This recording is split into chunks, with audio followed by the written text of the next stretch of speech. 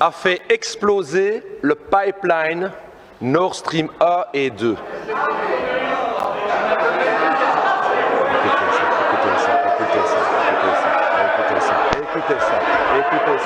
Écoutez ça. Pour l'ensemble des gens qui nous écoutent, personne dans ce Parlement n'a osé poser une seule question sur le sujet. C'est le tabou, le secret. On ne peut pas en parler.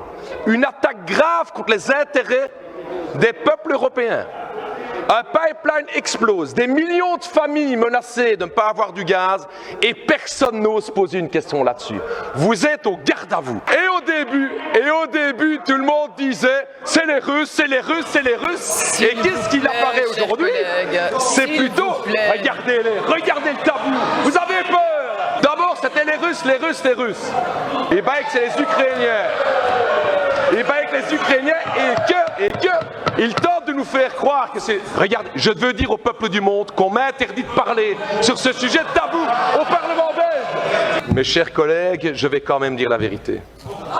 C'est le Washington Post et le New York Times indiquent effectivement une responsabilité des Ukrainiens.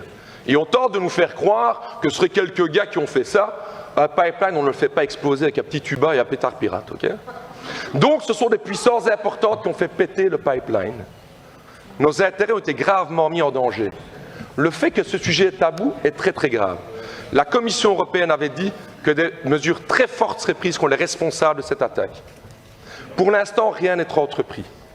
Nous avons tout intérêt, chers collègues, à connaître la vérité